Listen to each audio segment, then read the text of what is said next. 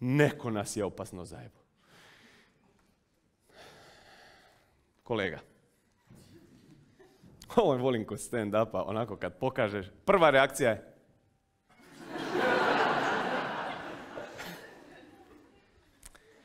kratki razgovor muškarac s muškarcem.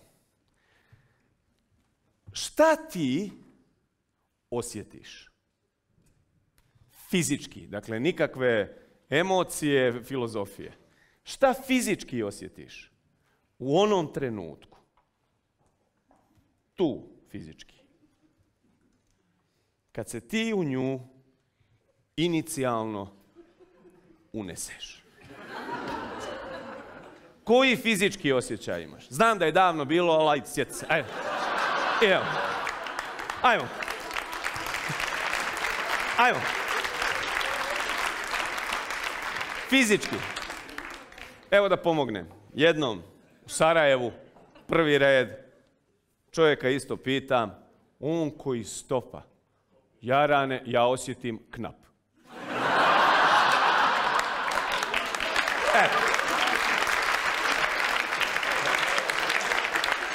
Nema prepisivanja. Dakle, fizički, koji fizički osjećaj? Knap. Dakle, prepisivanje. Dobro, ajmo ovako. Toplo. Može? Ok. Koji zvuk? To mi je puno važniji odgovor. Koji zvuk ti u tom trenutku proizvedeš? Šljap. Ok. Može. Može, znaš šta, pazi, to i jesu ti zvukovi, ali nisam mislio ti donji zvukovi, ono. Mislio sam više tu. Može ovako.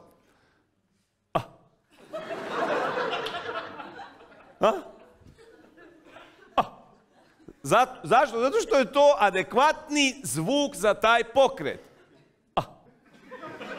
Ni manje, ni više. Gospođo, nemojte se brinuti ništa. Neću vas pitat ništa. Neću. Bio sam pokušavao, znaš, u ovoj svojoj karijeri kad bi radio ove ankete, pa, znaš, znam da će zvuči malo bez veze, ali svršim s njim i onda se prebacim na nju. Reakcija vaza je bila ova. Ti si kreten. Ali stalno nam serete. Stalno nam zvocate. Stalno je ono, znaš kao ti ne znaš moje tijelo, samo gureš nešto. A kad se nađe jedan ovakav, da proba dobiti informaciju, ja sam kreten. Ok. Neću pitat ni za zvuk. Jer i kolega i ja i još par ljudi tu, mi smo to nekad radili u životu. I svaki put kad bi mi napravili s druge strane se čuje nešto tipa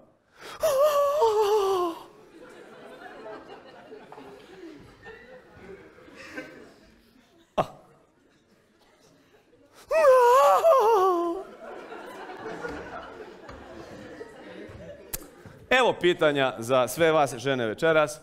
Zašto je vama toliko bolje?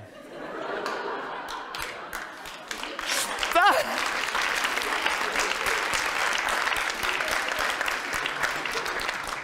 Ne znam koliko ste obratili pažnju, ali prije ovog aplauza je uslijedio jedan mini val. Nećete nam reći, vidi nju. Vidi kako se smješka, onako.